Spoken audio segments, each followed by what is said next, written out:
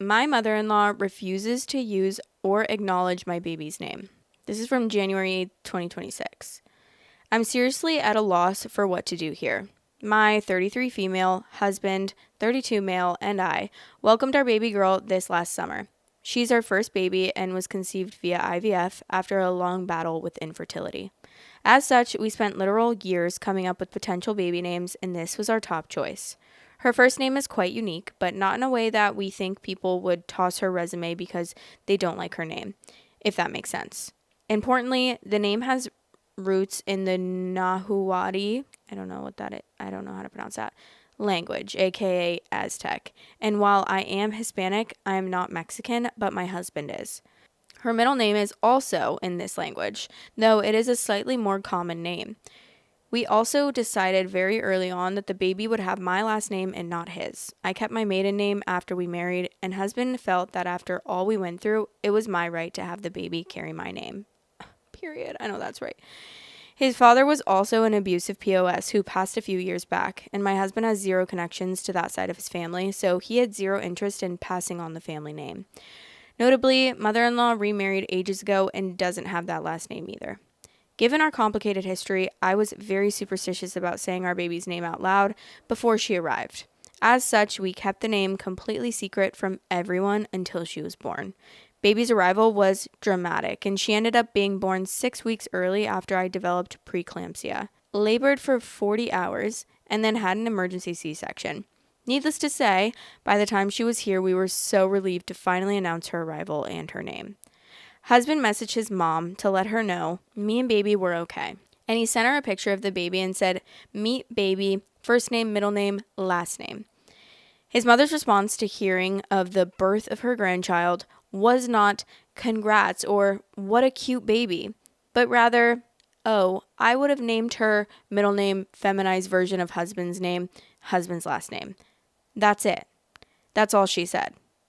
Since then, she will only refer to the baby by her middle name. We initially would correct her every time, but after that, didn't do anything. My husband confronted her privately and told her to please use her first name.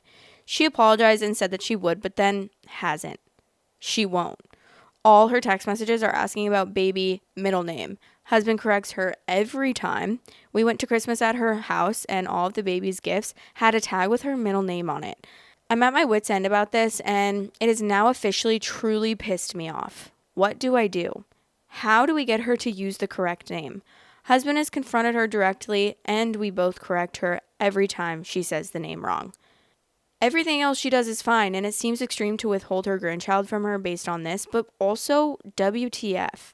Quick update, wow, did not think that this would blow up, but thanks to everyone who responded and made helpful jokes. We're seeing mother-in-law at birthday gathering this weekend, which is why I made this post. So I'll discuss with husband and see what approach we're both comfortable with. I did want to address a few things quickly. One, I will not be posting my daughter's name since I don't want to get doxxed. Not even if you PM me and promise you won't tell. LOL. Two, mother-in-law does not have a middle name that I can call her by. Boo. Three, the act like she has dementia advice is funny in a vacuum, but as I shared in some comments, my husband's late father did die after dealing with dementia, so it's a bit of a sensitive topic for my husband, and I wouldn't want to upset him. His father was a POS, but was still his father, and I know it was still hard to see him decline like that. I promise to report back after the family gathering this weekend. Probably will make an update post. Wish me luck. I wish... I totally understand. Like, no, I do not blame her for not sharing the name, but I really want to know. I really want to know what the name is. Or, like, a similar name. Like, what is the context? You know, like, I don't know. But, okay. I don't understand, like, why she constantly keeps doing that. She's clearly doing it, and she knows that she's doing it. But I really think that, like, I would just keep correcting her. And I would just be like, I would have a sit down talk with her and I'd be like, don't do this anymore. Otherwise, like, genuinely, I need to have some space from you because this is kind of getting ridiculous that you won't call our baby by her first name. Like, I don't really understand. It's really disrespectful and really rude that you won't call our baby by her first name. You have no say in what we name our baby, girl. Like, you don't need to say your opinion. And the fact that she texted that back is so crazy to me. Okay, here is the update. It's 4 days later. Hi, all. I'm again overwhelmed by how many people commented on my first post. I reiterate that I will not be sharing my daughter's name for obvious reasons, so you all will just have to take my word for it that it's not a tragedy. I can tell you it's literally just 2 syllables, and no matter what accent or country of origin, you'd be able to say it with ease. On to the update. As I mentioned on my last post, we had a family get together this weekend. After receiving some good tips, I spoke with my husband before the get together to discuss how we wanted to address the name issue. He was similarly frustrated with mother in law writing baby's middle name on her Christmas gifts, so we agreed that we needed to do something. We agreed that if and when mother in law said the wrong name, he would ask to talk privately and be a lot more straightforward and directly ask why she kept refusing to use the name and telling her that it was hurtful and frustrating that she continued to ignore our requests to use her name. The plan was to then tell her that it was important to us that baby had a good relationship with her, but it was equally important to us to know that our requests are being respected as her parents. And if she couldn't be respectful of one, she can't expect to maintain the other. Well, the plan was great, but what ended up happening completely threw that out. As some of y'all predicted, mother in law ended up escalating her boundary, pushing to a completely unacceptable degree. To be honest, I'm still completely shocked, as is my husband.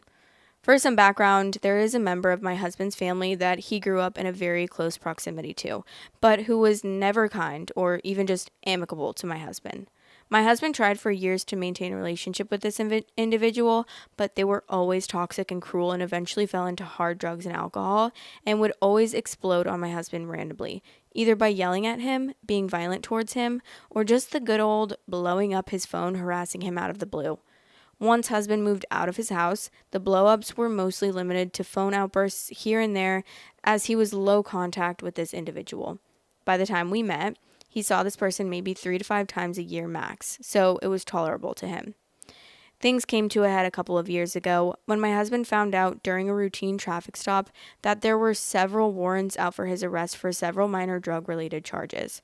Turns out this family member had basically stolen his identity and had given out my husband's info during some arrests a few years back and didn't show up for the hearing date.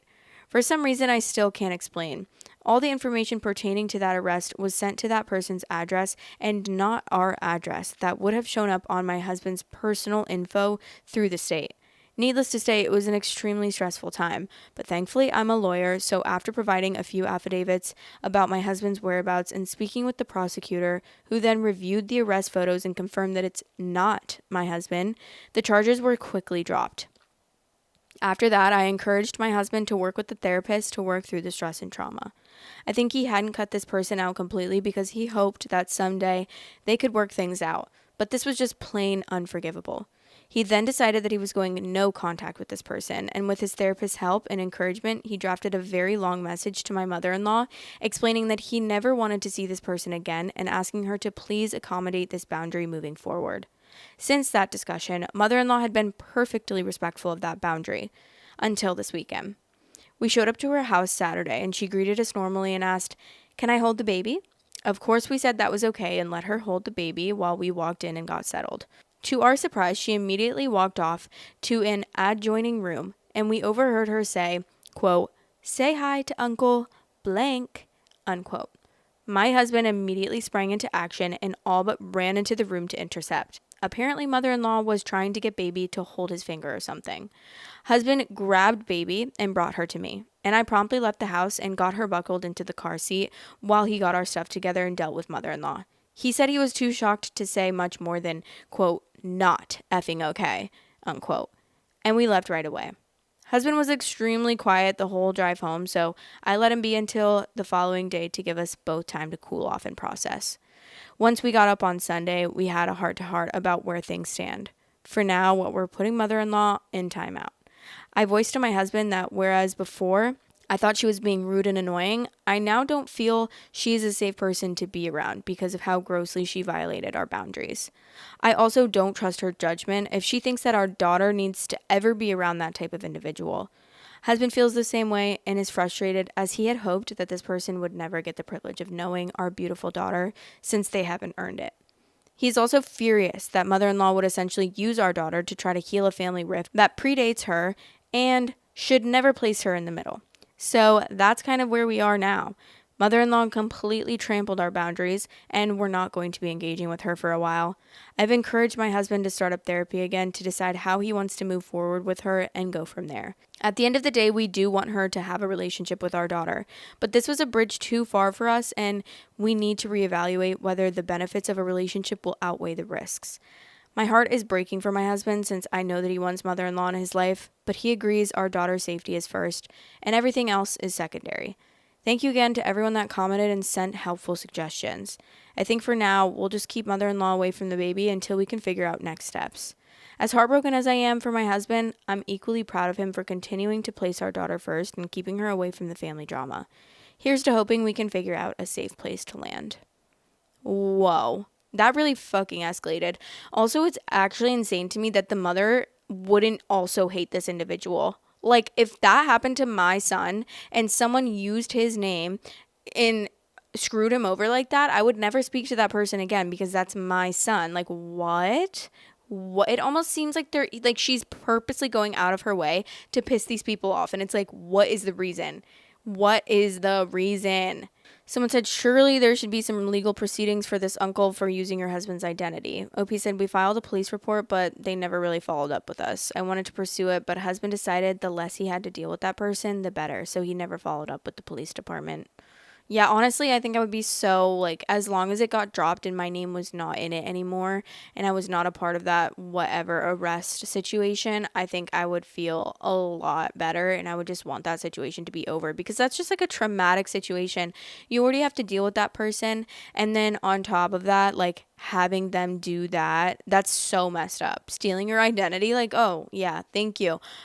Ugh, ugh, blah, blah, blah, blah. Someone said normalize cutting family members out.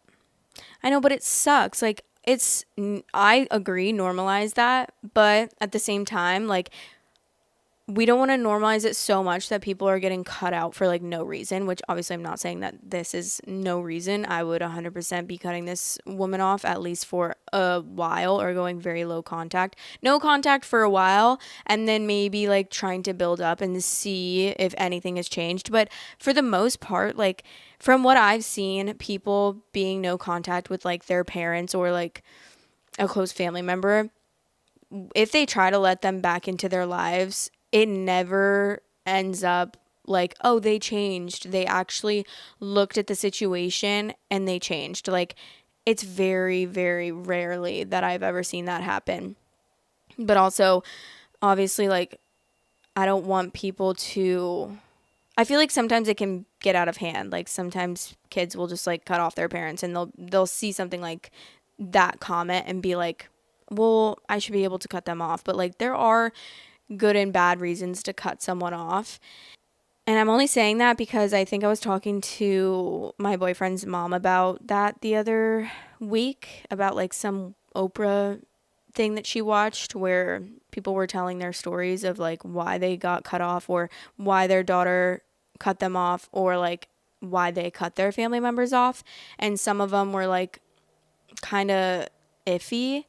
But then also she was saying that like the mom was explaining that her daughter cut her off because she didn't get her way. And I was like, yeah, but did you hear the daughter's side of the story? Because I highly doubt that's what the situation is. But of course the mom's going to say that because she's the one that got cut off. She doesn't want to look bad. She wants to make herself look better and be like, oh, it wasn't my fault that. And also sometimes like those people genuinely are just like super narcissistic and can't take responsibility and like they genuinely believe that they're in the right, that they're not like they did nothing wrong. Love you guys so much. Thanks for watching. Please like, comment, and subscribe.